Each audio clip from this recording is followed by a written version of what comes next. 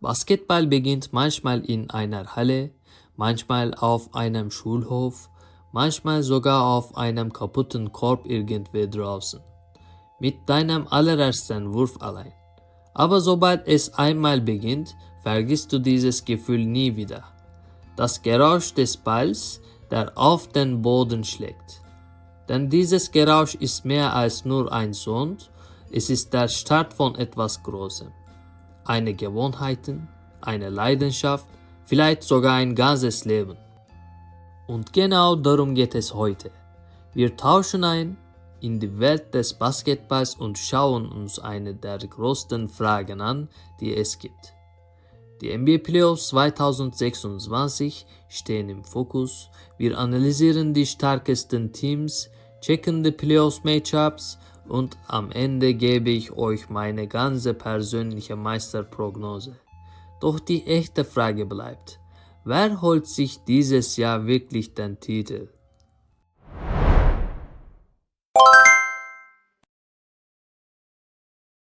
Jede Playoff-Phase hat ihre eigene Geschichte. Manche Teams erfüllen die Erwartungen, andere überraschen alle. Aber meiner Meinung nach wird diese Saison eher weniger Platz für große Überraschungen lassen. Große Überraschungen wie Indiana in der letzten Saison könnten dieses Jahr schwieriger zu sehen sein. Wenn wir uns den Playoff-Bracket anschauen, wirken die Teams der Western Konferenz im Vergleich zur Eastern Konferenz insgesamt stärker und tiefer besetzt. Besonders nach der Verletzung von Cade Cunningham könnte es für die Detroit Pistons, eines der stärkeren Teams im Osten, etwas schwieriger werden, stabil in die Playoffs zu starten. Wenn ich auf die Eastern Konferenz schaue, stehen für mich zwei Favoriten klar hervor. Die erste ist die Boston Celtics, eines der stärksten Championships-Teams der gesamten Liga. Die zweite sind die Detroit Pistons, ein Team mit großem Potenzial, abhängig von der Situation um Cade Cunningham, aber definitiv sehr gefährlich. Wenn wir uns die Detroit Pistons genauer anschauen, sehen wir ein junges Team, das die reguläre Saison dominiert und die Eastern Konferenz auf Platz 1 beendet hat. Für viele Analysten sind sie nicht mehr nur ein Team der Zukunft, sondern inzwischen eine ernsthafte Playoff-Bedrohung im Hier und Jetzt. Offensiv sind sie kein Team, das sich hauptsächlich auf Dreipunktwürfe verlässt. Stattdessen besitzen sie vor allem durch das Pick-and-Roll-Spiel von Cade Cunningham und Jalen Duren, sowie durch schnelle Fastbreak ein sehr effektives Scoring-Potenzial.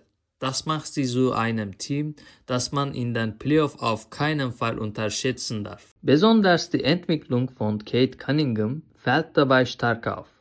Cunningham ist längst nicht mehr nur eine Scoring-Option, sondern wird inzwischen als Spieler gesehen, der das Tempo des Spiels kontrolliert und in entscheidenden Momenten Verantwortung übernehmen kann. Wenn wir uns seinen Spielstil anschauen, glaube ich nicht, dass er ein Spieler ist, der sich vor harter Verteidigung zurückzieht oder Körperkontakt vermeidet. Allerdings bleibt die Frage, wie sehr ihn seine Lungenverletzung im Laufe der Playoffs beeinflussen wird. Das ist einer der wichtigsten Unsicherheitsfaktoren für Detroit. Auf der defensiven Seite liegt Detroits größte Stärke darin, eines der diszipliniertesten Verteidigungsteams der Liga zu sein. Auf dem Weg zur Meisterschaft ist Defense immer die verlässlichste Waffe. Und eine starke Verteidigung führt oft auch zu einer besseren Offensive. In diesem Bereich wirkt Detroit wirklich wie ein Team auf Elite-Niveau. So stark Detroit auch ist, gibt es dennoch Fragezeichen, wenn es um Playoff-Erfahrungen geht. Erfahrung ist einer der wichtigsten Faktoren in den Playoffs. Und genau dieser Faktor verhindert oft, dass junge Teams am Ende tatsächlich Meister werden. Trotzdem denke ich, dass dieses Team das Potenzial hat, bis in die Eastern Conference Final vorzustoßen, dort aber letztendlich gegen die Boston Celtics ausscheiden wird. Wenn wir auf die Celtics schauen, würde ich sagen, dass sie vielleicht das Team sind, das die Erwartungen in der regulären Saison am meisten übertroffen hat.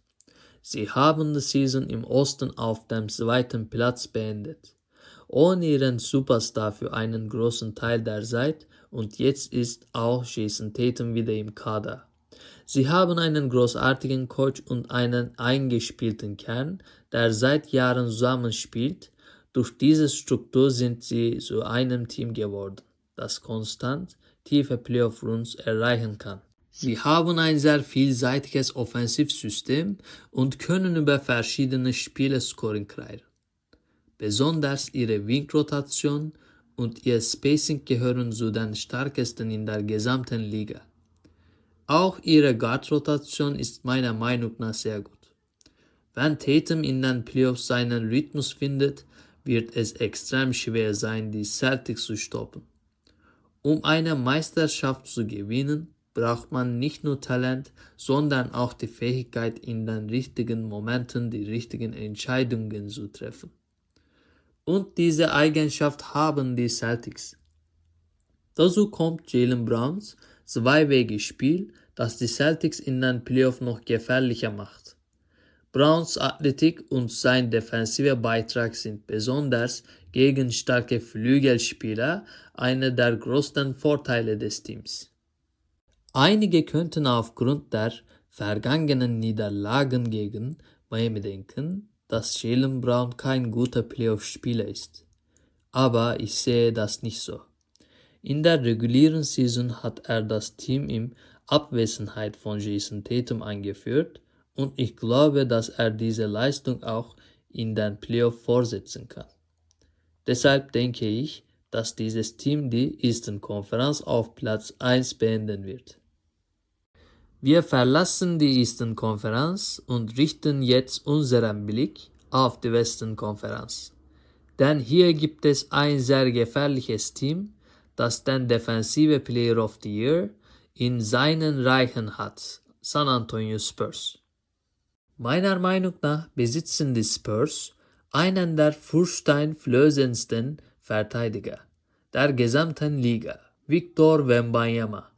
Unter dem Korb ist er wie ein echter Wachter und ich glaube, dass wir ihn noch viele Jahre lang als Defensive Player of the Year sehen werden. Auch offensiv und seinem Spielstil hat er sich in letzter Zeit stark verbessert. Besonders durch seine Blocks bei Abschlüssen am Korb macht er einen enormen Unterschied. Teams, die gegen die Spurs spielen, haben große Schwierigkeiten, überhaupt in die Zone zu kommen.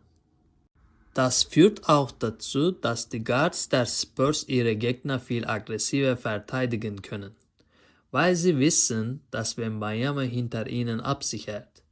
Dadurch zwingen sie ihre Gegner zu Würfen aus der Midrange, die in der NBA zu den am wenigsten effizienten Abschlüssen gehören.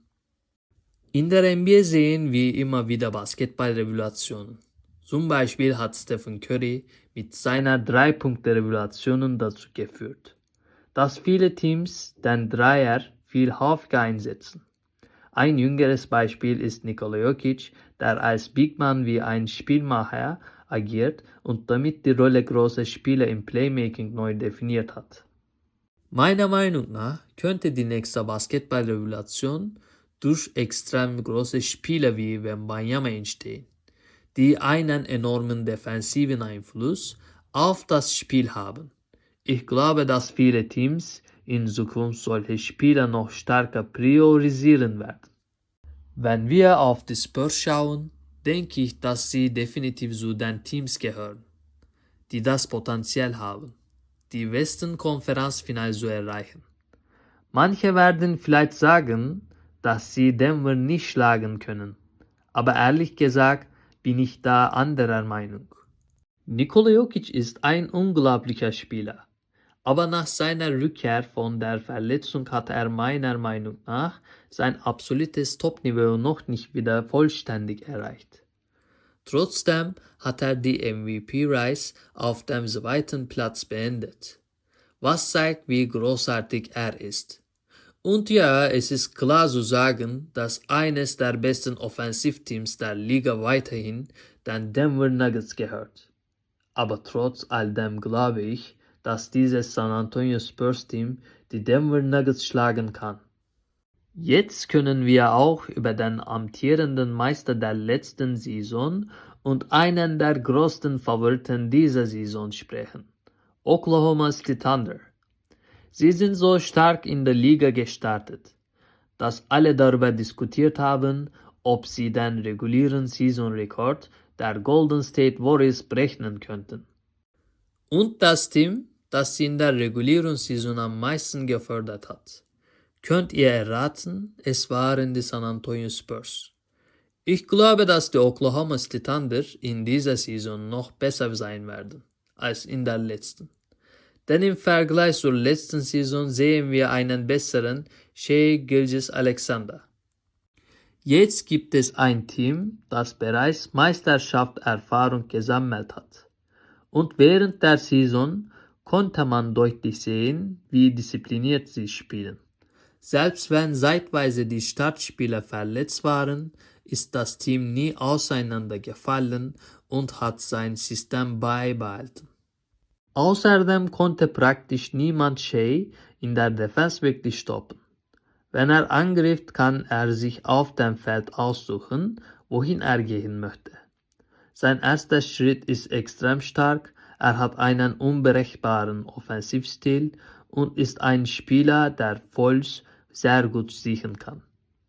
Mein Lieblingsaspekt dieses Teams ist jedoch, dass sich ihre Gegner in der Defense regelrecht ersticken. Sie haben einen sehr kompletten Kader und bekommen von allen Spielern konstanten Beitrag. Aber ich muss auch sagen, dass ihr schwierigster Gegner die San Antonio Spurs sein werden. Ehrlich gesagt ist es schwer vorherzusagen, was in dieser Serie passieren würde. In der regulären Saison gewannen die San Antonio Spurs 4 Spiele, während die Oklahoma City Thunder nur einen Sieg holen konnten. Trotzdem glaube ich weiterhin, dass OKC das Western Conference Finale erreichen wird. Der Grund dafür ist ihre größere Erfahrung, ihr großartiger Coach und natürlich ein Superstar wie Shai Gilgeous-Alexander. Besonders in engen Spielen im 4. Viertel erwarte ich, dass Shai zum entscheidenden Faktor wird.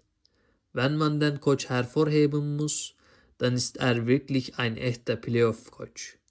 Er kann defensive Gameplans perfekt auf den Gegner anpassen und gegnerische Stars stark limitieren oder sogar komplett aus dem Spiel nehmen. Deshalb ist es für mich wahrscheinlicher, dass OKC das Western Conference Finale erreicht. Und wenn wir von einem möglichen Finale Boston OKC ausgehen, glaube ich, dass OKC erneut Meister wird. Bei manchen Meisterteams gibt es diesen "Wir sind schon Champions" Relax-Modus, aber bei OKC kann ich das nicht sehen. Sie sind immer noch hungrig nach dem Titel und ich glaube, dass sie auch in dieser Saison der stärkste Kandidat sind. Die NBA erinnert uns jede Saison an dasselbe. Nicht die Favoriten auf dem Papier gewinnen, sondern die Teams, die zur richtigen Zeit das richtige Basketball spielen. Die Geschichte dieser Saison ist noch nicht klar, aber für mich gibt es ein Team, das einen Schritt voraus ist: Oklahoma City Thunder. Natürlich wird dieser Weg nicht einfach. Die Boston Celtics und die San Antonio Spurs sind extrem starke Gegner. Aber genau das ist Playoff-Basketball, ein Überlebenskampf. Und in jeder Serie gibt es diesen einen Moment, der alles verändert. Ein Star explodiert, ein System bricht, eine ganze Saison kippt. Wir werden sehen, wann dieser Moment in dieser Saison gehört. Danke fürs Zuschauen. Wir sehen uns im nächsten Video.